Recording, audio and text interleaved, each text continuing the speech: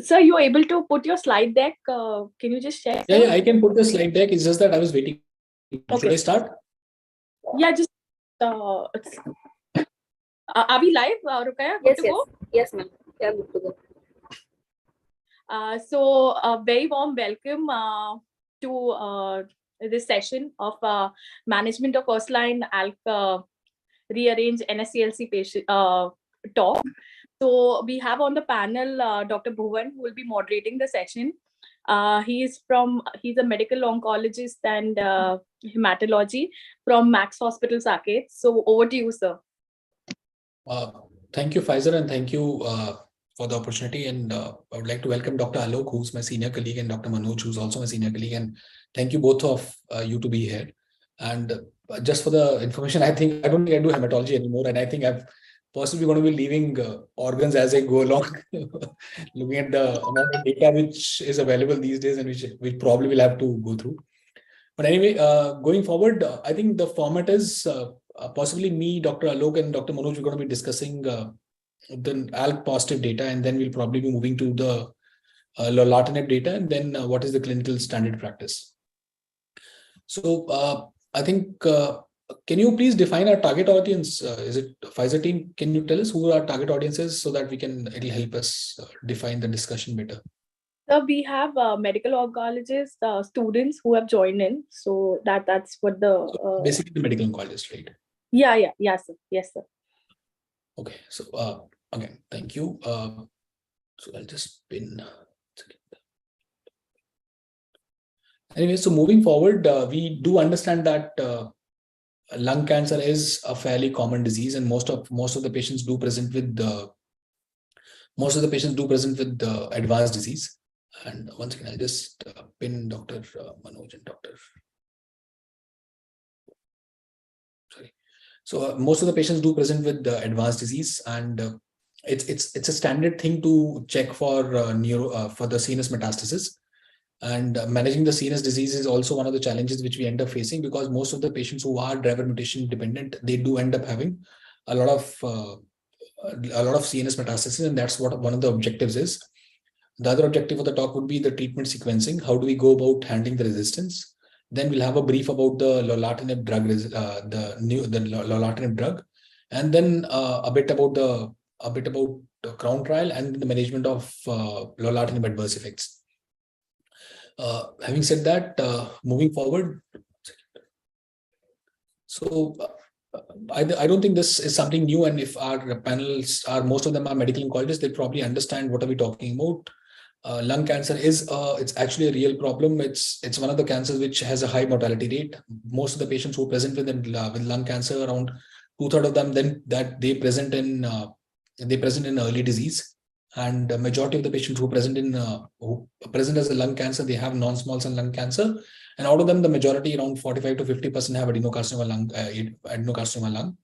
And then I think the survival rates have been dismal up till the last decade. Then obviously there was immune checkpoint inhibitor, and then there's this new generations of ALK inhibitors coming in, which have remarkably improved the overall survival of the lung cancers.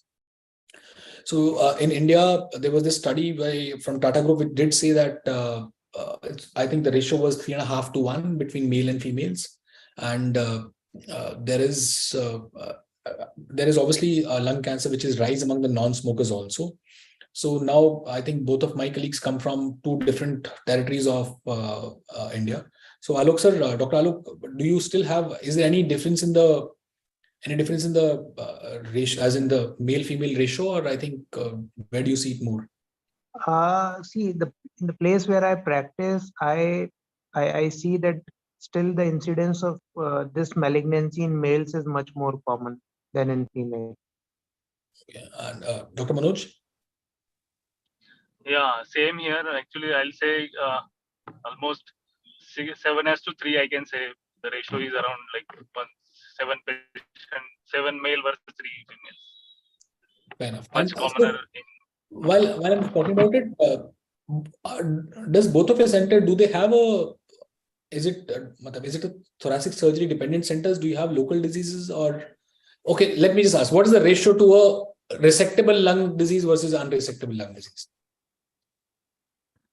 So I would say 1 in 20 would be resectable. Okay, and Dr. Manoj, aap? Exactly. So I think it's off topic. Have you guys started moving to Checkmate 816 in terms of neoadjuvant chemoimmuno, or are we still not doing it?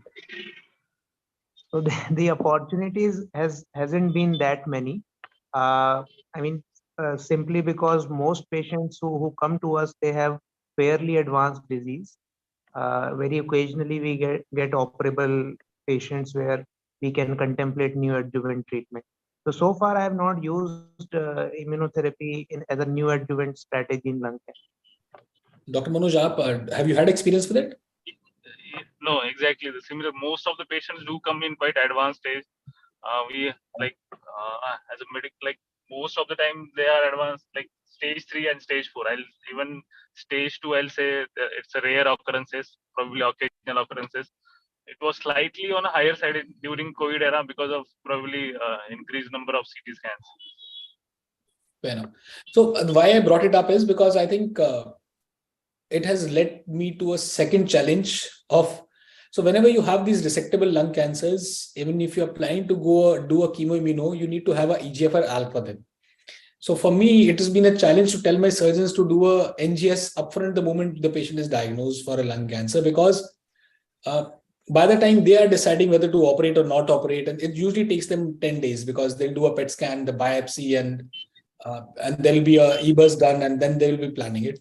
So by the time it comes to me or comes to us as a medical oncologist, to tell a patient that wait for another 14 days for me to diagnose it whether it has an EGFR or ALK is a challenge which I'm facing. So I'm trying to find a way out of this challenge. I don't know if you guys can find a way out of it. So if the patient comes to me and tells me कि मैं तुमको chemoimmuno करने वाला हूँ, but then going to take another 2 weeks for me to decide, he will essentially say कि I will not going to do it. I would rather get the surgery done and then wait for 2 weeks to get a chemoimmuno done.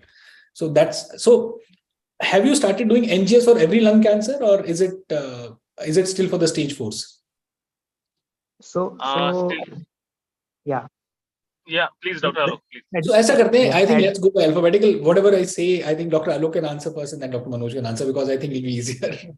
Yes, absolutely fine. So Dr. Bhuvan, at a center where you practice, you have a very, very robust surgical oncology department. So Awesome. most patients would probably land first in surgical oncology, then come to you as far as operable lung cancer is concerned. So that's why that issue is there. But at our center, as I said, we get fewer opportunities where we can offer curative intent treatment to lung cancer patients. And mostly the patients with malignancy land up in medical.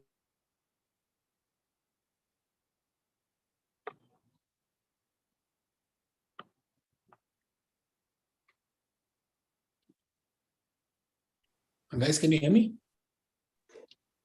Yeah. So you We lost with Dr. Alok. Yes. So I thought anyway. So Dr. Manoj, what do you do about it? I think Dr. Alok, till the time he comes back, do the patient lands with you first, or the surgeon for operable lung cancer? Also, let me just ask: do you do NGS for everybody these days, or it's only for the metastatic? Do you end up doing it? We are doing only for metastatic disease, and that too again limited panel, not quite extensive panel. Okay. So why I bring it is because in a stage 3 lung cancer in the Pacific, so I think possibly I'm finding it difficult to answer to myself that should we be doing a durvalumab for them or a TKI. I think it's just a hypothesis which I generated for myself. Anyway, moving forward, so we do understand that it's a highly mortal cancer. There's obviously a lot of toxicity, and there's obviously a lot of death which happens with lung cancer, as most of them will present in advanced disease. And even if you have an operable disease, there is a good 50% chance that you will probably have a recurrence within 2 years, and probably you'll have so your median survival stays around 3.5-4 years. Coming to the ALK positive lung cancer, I think ALK positive lung cancer it's an opportunity for making a dent in the survival of ALK of lung cancers. the advancements in lung cancer in terms of ALK has been huge. So it's really a proud moment to certainly sit in a community of surgical oncologists or surgical colleagues and tell them that there's a part of a lung cancer which has a median overall survival of around 5 years. It's going to be touching that much with a. Alok sir, you're back, Dr. Alok. So Yes. it's obviously a proud moment when you say that the median survival of ALK positive lung cancer is somewhere in the range of 5.5 years, and that's where it is. So coming to ALK rearrangements in lung cancer, so there are these patients who are obviously never smokers or light smokers. They are usually younger people. They are usually females, but can happen in the males also. So I think what I would want to ask you, Dr. Alok, first is, do you end up looking at the type of the ALK mutation which is there? So if we understand, obviously there is a partner to it, there is a EML4 ALK to it. But how many times have you gone deep down into the variants which are associated with the ALK mutation? So I mean, to answer it in a very short form, I would say I have not gone into the specific type of EML4 ALK translocation. I would only look at the EML4 ALK as a companion translocation, not into detail. Thank you for the honest answer. Dr. Manoj, you? Yeah, I think we just see the positivity of EML. So I think up till the last presentation which was there for Lorlatinib, which I did sometime back, I possibly was also never going to looking at it. It's only when I think sometime back when they to present something, and that's the time when I started looking at it, because I think there are, if I remember correctly, there were certain variants to it, and I think if you have a variant 3 to it, which I don't know how to dig out that information. I think it's a very theoretical knowledge which I possibly got from reading. And if I think if the Pfizer team is here, because I think the data for Lorlatinib was marginally better if you had a variant 3 as compared to variant 1. So is it true, the Pfizer team? Do we have Dr. Rupinder, I think, who's going to be part of the discussion? Pfizer team, can you help us with which variant was it? Which variants has a better response to Lorlatinib?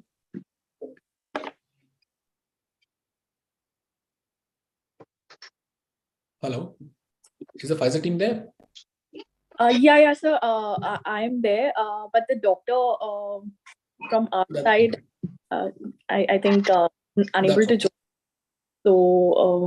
So anyway, so I'll just speak a bit of theory about it. So I think it was variant 3 which possibly had a longer survival as compared to variant 1. That was the minute point which I discussed. But then I also want to, obviously I would have wanted to learn from her is that how do you go about looking at the variants? Because the reports which is generally given to us, I think from now on, possibly all of us would want to look at the variants.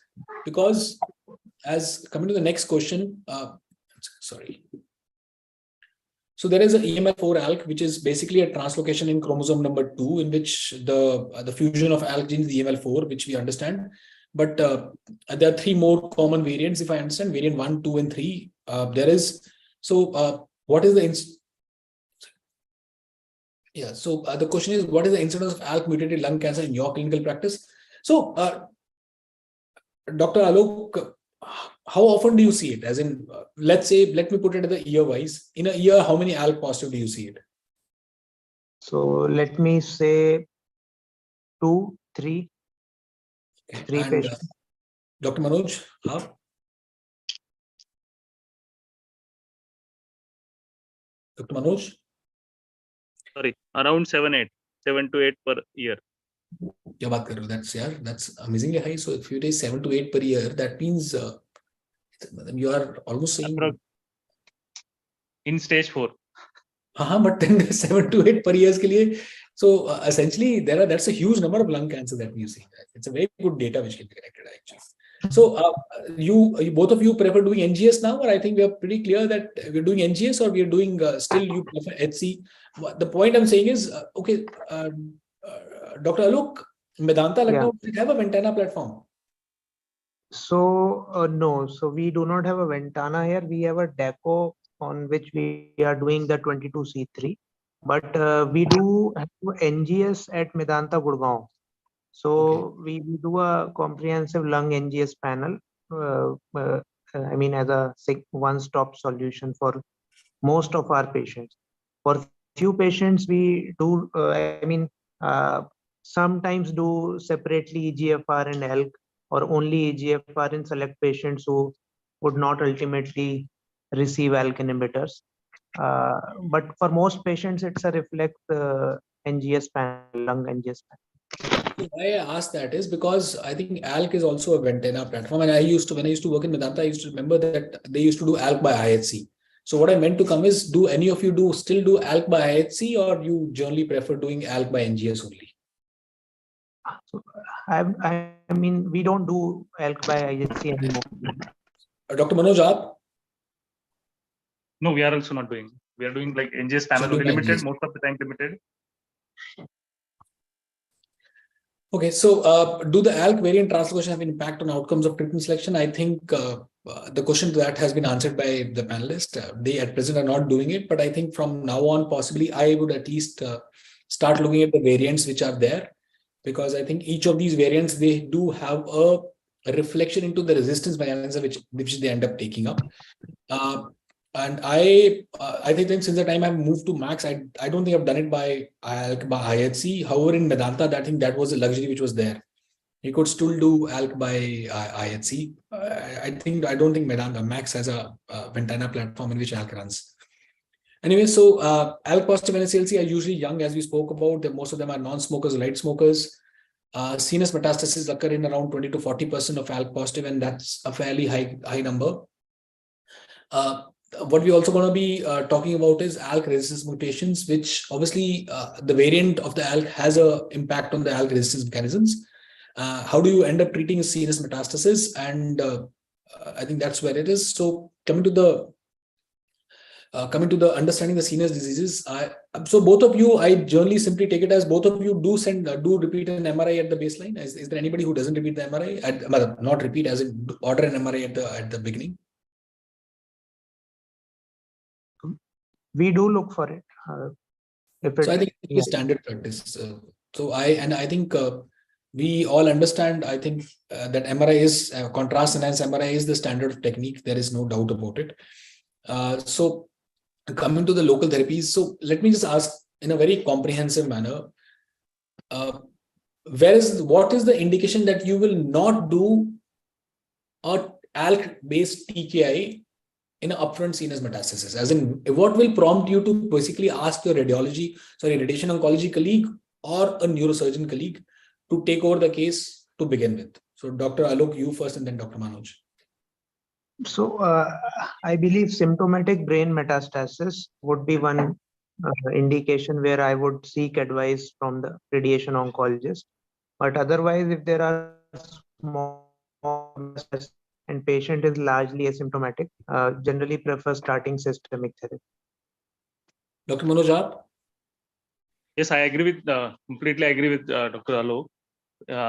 We'll take help from radiation or neurosurgery clinic. If the lesions are quite large, multiple, or sometimes like they themselves are presenting symptoms. So that would be the point where we'll take help from neurosurgeon or radiotherapy colleagues. So my problem with the second part of your statement is, if there are multiple lesions, would you accept a whole brain RT in such a patient? I would again. What I'm trying to tell you is because all of these TKs, sorry to interrupt, all of these TKs have an amazing interclinical response rate. Exactly. So let's say there are 5-6 lesions, and the patient will probably require a whole brain RT. Would you accept that as in somebody who's going to live? Let's say somebody who's going to live 3.5, 4 years. Again, this is probably a gray area. What is the actual number of lesions and what should be the ideal size where we should intervene at that point? Let's say there are 3 lesions, again, we'll call it multiple. And if it is less than 2 centimeter asymptomatic, and such an excellent TKI are at the hand. So I guess I would not go for a WBRT also. But if let's say patient has 5-6 multiple lesions, so that is indicative of systemic systemic disease as well. So in that scenario, we may opt for radiation. So Dr. Alok, how do you handle this? So I have had this problem in my clinic as in one of the patients who had 5-6 brain lesions, but then you don't want to give whole brain RT. It's obviously a challenge giving a whole brain RT to somebody who's ALK positive. So how have you faced this in your clinic? So, and your patient was asymptomatic or was symptomatic for brain metastasis? But there was, I'm sure, but if I remember correctly, there were mild symptoms. So, if the patient tells there is a headache, you are unable to say, and because the lesions are a bit small, they're distributed. So you do not know whether to go for a whole brain RT or let's try with the TKI. So, understand that the problem. So, for such type of symptoms, minimal symptoms, no actual neurological deficit. In that situation, I generally tend to start with systemic therapy. But if there are obvious neurological symptoms, say for example, a weakness in one of the limbs or loss of memory or imbalance, in those situations, we generally seek advice from our radiation oncologist in that situation. And when we say, it's true that patients with ALK positive lung cancer are living for years, but for that select group which have symptomatic brain metastasis, the survival outcome might not be that good. So in that situation, we would want to use that part of the treatment upfront rather than using that at a later time point. I have one take, like, hello, Go ahead. am I audible? Yes. So, like, the response rates, intracranial response rates with this TKI are so excellent. So I guess we need to change the strategy, and probably we have been relying on the radiation therapy for long. Probably 5 years back, there was no second thought for brain mets patient and the choice of therapy. But now with the so much excellent responses in intracranial responses, so I think we should be very selective in cases of radiation therapy, as these patients are, as we have mentioned, median survival is 5.5 years. WBRT has its own side effects, which usually manifest over a long period of time. But conventionally, 5 years survival was less than 2 years. So we never thought of long-term side effects of the WBRT in lung cancer patients with brain mets. But now I think we should be choosy enough, and we can minimize the adverse event related to radiation therapy for the long-term survival. I think you make a fair point. So I think let's be a little more. I think SBRT, whenever the SRS is concerned, I don't think it's much of a challenge. It's the whole brain RT. Yes. I was just mentioning about WBRT, like SRS. Anyway, so we do understand that the preferred first line agent in somebody who has an intracranial metastasis is the newer generation of TKIs, ALK TKIs, which are obviously alectinib, brigatinib, and lorlatinib, which all three are there, and they have amazing intracranial responses are there. So for somebody who has had a TKI, who has ALK positive lung cancer, I think the strategies is that you can start with the first line lorlatinib and then on progression treat with cytotoxic agents, or you can start with the first or second generation and then move to lorlatinib, which are two fair point. And obviously it's easier to choose the first one. But then there's obviously a discussion and debate which can happen about it. How do you go about doing the first line therapy in patients who with CNS disease? It's obviously a challenge, but I think with more and more disease coming in. So, Dr. Alok, between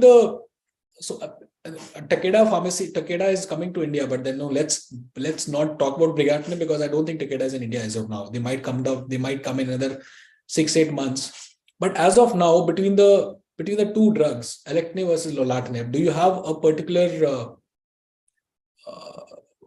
a reflection towards a particular agent when it comes to CNS disease? So, we have used both of these agents, but now with the lorlatinib upfront data, and although it has not been compared to the best of my knowledge with alectinib, but the way it has shown superiority over crizotinib, and the way the drug works in CNS, we tend to use that as a reflex. I mean, wherever it is financially feasible, we would want to use lorlatinib upfront for somebody who has CNS disease. I mean, that's a reflex right now. Dr. Manoj, aapka? Yes, I would. Actually, I don't have experience of alectinib per se, but I would prefer. Cost is again a concern in many situations. Whichever is cost effective, I would prefer one of them. I would think equally I've put had both of them.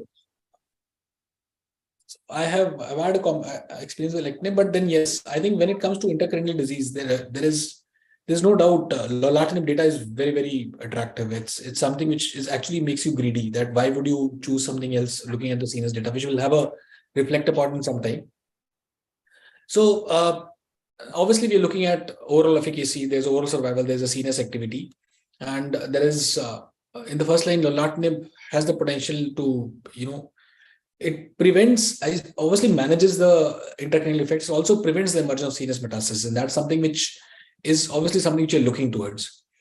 So lorlatinib is a third generation. It's a third generation TKI. It competitively inhibits. It's ATP competitive, highly potent third generation TKI. It has an excellent brain penetration, up to 75%. It has improved the clinical outcomes with overall intracranial activity, and it has been approved by the FDA as an upfront disease, as an upfront agent for a ALK positive TKI, irrespective of whatever the variant you have. So there's an effective CNS penetration, and it binds with high affinity, and there is obviously a resistance prevention mechanism. There is a G1202R, which is still sensitive to lorlatinib, and not it's usually a resistance mechanism to the second generation TKIs, and that's where it is sensitive to, and that's the reason possibly it has such a broader progression-free survival. And so I think what was seen in lorlatinib trials were that it prevented the emergence of brain metastasis, and there is obviously a data to there is obviously data in which says that it eliminates the existing subclones and delays the emergence of resistant subclones, and that is what I said when there is there is this G1202R data which comes in from there. So the CROWN study was there. It is basically patients who had locally advanced or metastatic ALK positive lung cancer who had no prior systemic therapy. They were asymptomatic. They had asymptomatic treated or untreated CNS metastases were permitted, and they were randomized to lorlatinib 100 milligram once daily and crizotinib 200 milligram twice daily. What was seen was so the patient baseline characteristics were well matched. And there was almost a quarter of patients who had baseline brain metastasis. And so the 18-month follow-up data was that the primary progression-free survival at the end of 18 months was that it was not reached in lorlatinib, and it was around 9 months in crizotinib, which is a tad bit lower than what was there in the ALEX trials. It was around 11.5 months. Possibly it was 9.3 months here. And the investigator. It was investigated, so basically PFS by the investigator was again not reached versus 9.1 months with a hazard of 0.21, which is obviously very attractive when you look at that hazard ratio. If you look at the subgroup, there was no subgroup which obviously didn't favor lorlatinib. All the subgroups did favor the lorlatinib, and be it be smokers, non-smokers, or be it be Asians versus non-Asians. I think this Asian versus non-Asian, it's a bit of a surprise. I still not figure out the genomics behind it, but then yes, there are these. I think osimertinib trial also had some bit of difference in the response between Asians and non-Asians. Have you reflected into it, Dr. Alok? Have you had a discussion about it? Why is there a difference between the Asian response and the non-Asian response? Not even, I mean, I've not thought about it, why it would be different. I think the underlying biology might be different, as it has been in EGFR case. So we know that. I have not been able to figure out. I'm sure we'll have to possibly dig deeper into it. The overall incidence of EGFR, say for example, it is as high as up to 50% in Southeast Asian countries, And and it is as low as 8% in the West. So not only the incidence, maybe the underlying, maybe the variants or subvariants might be different and they respond differently to these TKIs. So maybe I'll look into the specific variants or difference in variants between the populations might be a reason. so coming to the overall response rate by the blinded independent central review, I think it's in the range of I think EGFR TKI third generation has the same response rate. Around 75 to 80% is the response rate for the lorlatinib as compared to 58% for the crizotinib. And so basically significantly more patients had an objective response rate with lorlatinib as compared to crizotinib. What is interesting is the intracranial response rate, which is again sitting at the range of around 66%, and that's what is hugely different from the crizotinib, which has a 15% or 15 to 20% response rates with the intracranial. So basically at 20% versus 60%, there is almost a threefold increase in the intracranial response rates with the lorlatinib as compared to crizotinib. Obviously, as Dr. Alok said, it has not been compared with alectinib, which is another TKI which has an intracranial response. So this is what trial which obviously attracts. There is hardly any patient. There is, I think, one patient, if I'm not wrong, if you look at the entire thing, who progressed intracranially, and that's it's at the end of 3 years. If you have not had a brain progression, it's something remarkable. It's something which possibly a HER2 breast cancer would want to target something. So this is where, if you look at this, it's almost double of what crizotinib is. So if you have a patient who's on crizotinib for almost 2 to 3 years, there's almost a 50% chance that you'll have an intracranial metastasis. However, if you have lorlatinib, there is zero chance or almost zero chance that you'll have an intracranial progression. And that's where I think that's where the beauty of this drug is. So again, coming to it, this is what cumulative incidence of CNS and non-CNS progression as first event. There is hardly any progression on lorlatinib as per the data which has been given to us. But then yes, significant amount of them have had a non-CNS progression because it's such the cumulative incidence of CNS and non-CNS progression lower in the lorlatinib group as compared to the crizotinib group. There's obviously data there, and what has been there is the amount of intracranial activity which it has. So coming to the overall survival, it's not reached for both the arms as of now, and I think this was 36 months data. Obviously, there's a 5-year data which is supposed to be presented. I think I don't know if it's there in these slides or not, but then yes, it was supposed to be presented. So safety to data, Dr. Manoj, I think you have used lorlatinib quite a bit. What's your experience with it in terms of the safety? Not quite a bit, but I have used occasionally.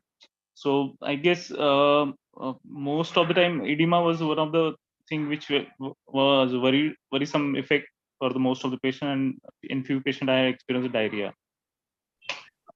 Dr. Alok, aapka hypertriglyceridemia is something which I face is a big problem. How do you go about? Do you have had a experience with that? Yeah, so I mean, I would say most patients would develop some degree of hypertriglyceridemia and weight gain. So we do see patients gaining weight, and whether a part of that would be because of fluid retention as well. However, we do not find that to be a very difficult thing to manage. Most patients do respond to systemic medications for lowering the cholesterol and the triglycerides. So it is mostly managed. And I just lost connection at the time when you were discussing about the CNS progression. So am I audible? Yeah, audible. So I mean, although in the trial they have shown a straight line, but what I have seen is that these patients do continue to live long, and when they live long, at certain time point they do develop brain metastasis. I mean, even while they are on lorlatinib, I mean, I have had experience where patients have developed brain metastasis, and most such patients would, I mean, they would be candidates for SRS, and that has been my experience. Fair. So the 36-month data is there, in which the progression is, I think we've already had it. I think that was the 18 months data, and this is the 36-month data, in which there is the PFS at the end of 36 months. At the end of 36 months was around 63.5% was still on the arm. So again, coming to it, I think both it favors lorlatinib in all the subgroups in the forest plot. And coming to the patient with baseline brain metastasis, as Dr. Alok correctly mentioned, there are obviously a few patients who have had some events on brain metastasis while being on lorlatinib. I think this is what we're talking about. If you look at the Kaplan curves, there is obviously these events which have happened, and this is what is TP you're talking about, and this is what possibly you can address with an SRS. Is what the thing is. I think coming to it, the time to progression with patient with baseline metastasis is 7.5 months for crizotinib, and it has not reached for lorlatinib. So, and rather what you see is that patients at the end of 3 years, there is a 73%, rather 77 and a 73% intracranial response rates or intracranial stabilization of the disease. So what was seen was only 1 out of 112 patients without baseline brain metastasis exhibited intracranial progression on lorlatinib, and that's great. And coming to the overall and intracranial response rates, the confirmed overall response rates are in the range of around 75 to 80%. Patients who have had brain metastasis, there is the response rates in the range of 65%, and patient with at least one measurable brain metastasis at baseline, it was 83%, the intracranial response rate. So adverse effect, we've already said that the most common adverse effects is hypertriglyceridemia, then there is a weight gain, and then there is a bit of edema is what happens. The discontinuation arm is in the range of around 7.5%, and obviously it requires a bit of a learning curve to manage the triglycerides, but then it's pretty doable. So again, coming back to safety profile, a few of the patients did have them cognitive effects. I think there is, I was having a panel discussion earlier, and there was an experience sharing in which people did say that there was some degree of confusion which happens, cognitive effect happens, which obviously requires you to withdraw the drug. I think summary of the Crown trial was that there was discontinuation was there in the 7% at 18 months. And I think it's correctly right that most of the patients, if they develop the side effects, they'll probably develop it in the first 1.5 years. And there's hardly any increase in the drug discontinuation side effect up to the 36 months level. So the key takeaways from the Crown trial was that it's obviously established lorlatinib is one of the front runners in the ALK positive space. The updated data from the Crown trial confirmed the efficacy of lorlatinib over crizotinib in patients who are treatment-naive ALK positive NSCLC and use of lorlatinib in patient with and without brain metastasis. So does it change your treatment plan, Dr. Alok? The Crown data, were you impressed by it? There's any new thing which is possibly brought to your notice? I mean, for me, the most important point for this trial was the fact that the comparator arm was the ALK inhibitor. Rather than anything else, rather than chemotherapy, the comparator was an active ALK inhibitor, and to demonstrate such level of efficacy over and above the first generation was for me the highlight of this trial. And as you said, the intracranial part has been taken care of very well by this drug compared to the previous generation drugs. So those two factors, I mean, I would, it has made lorlatinib a reflex choice for first line management. Fair enough. And Dr. Manoj, do you have anything to add to that? Yes, I think there are 3 takeaways from the Crown trial that I would take.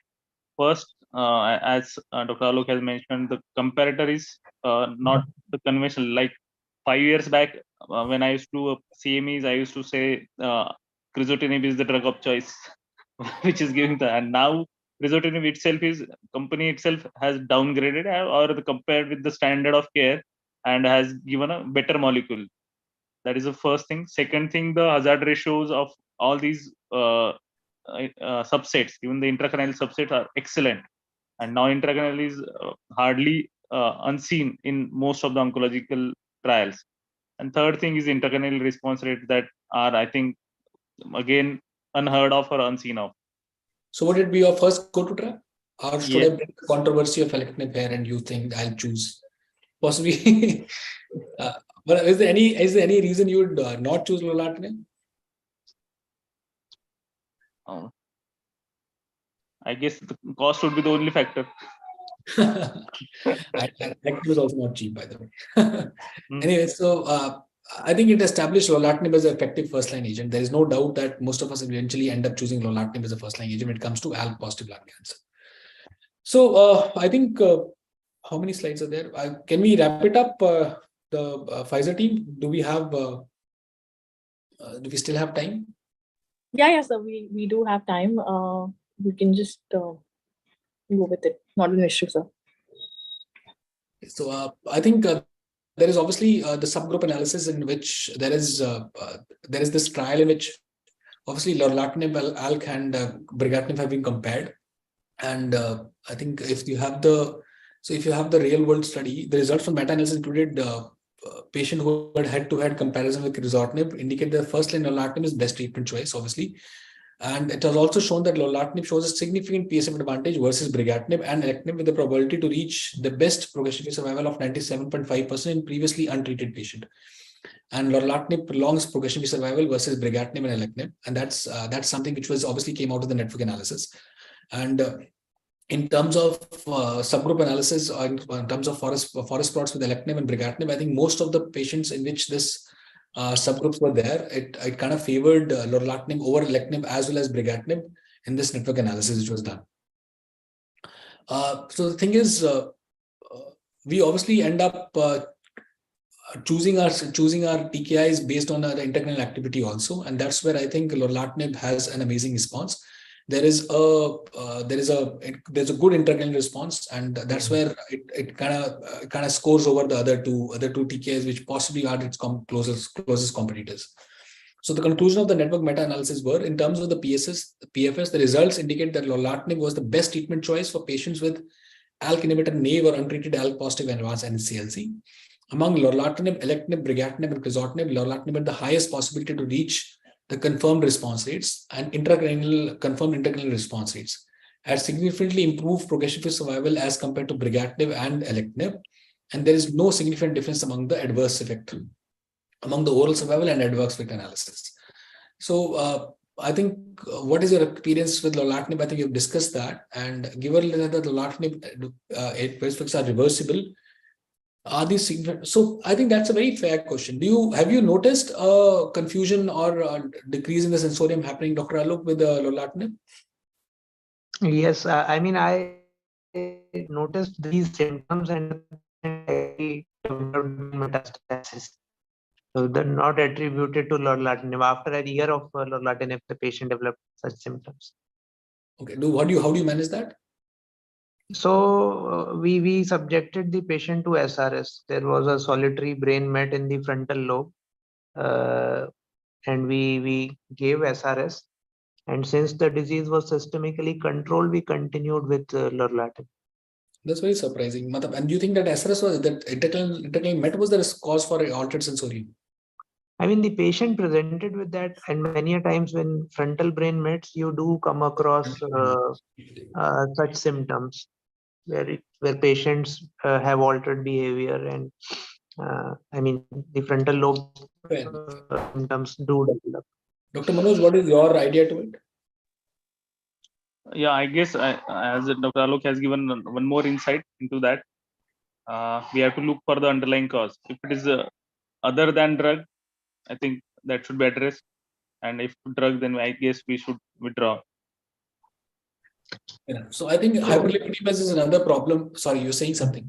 No, I was just saying that the experience is very limited for us to see all types of adverse effects.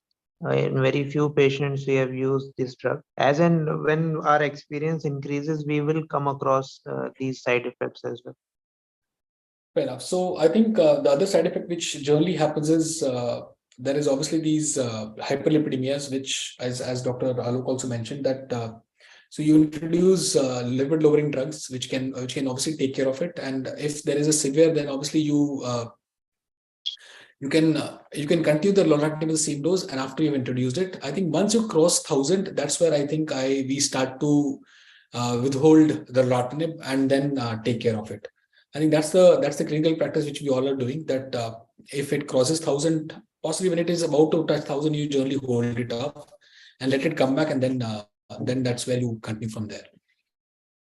So there is obviously CNS effects. There is changes in the cognitive function, mood, and speech. There is generally mild in severity and intermittent and improved or resolved upon disease dose modification. And they're reported in the range of around 40%, with 11 or 12% experiencing more than one type of CNS effects. Baseline CNS metastasis were there in the patients who had these baseline CNS metastasis were there in almost 70% of the patients. And 24% of the patient required more than one dose modification for it. So the dose modification are that you reduce it by 25 milligram. And so one step lower is 25 milligram level, and that's where you cherish it as. So I think we'll wrap it up. Is it okay, Dr. Alok, if we wrap it up here, and do you want to continue? Yeah, Yes. I think, and I would congratulate you for carrying on with this discussion. I mean, we have just revised everything about ALK lung cancer. So, I mean, it was a very fruitful and quite informative discussion for. With few of the hypothesis generating questions, like what are the subvariants, and we need to look into subvariants. Yeah, definitely, that is new insights. Right. Thank you, Dr. Bhuvan. Thank you, Pfizer. Thank you. Thank you. Okay, bye. Thank you. Good Bye. night. Good night. Good night. Bye. Thank you, Dr. Bhuvan. Thank you, Dr. Alok. Thank you, Dr. Anuj. I think we've already had a great discussion. So, yeah. Thank you. Thank Bye-bye. you. Thank you so much for your time. Thank you. Thank you.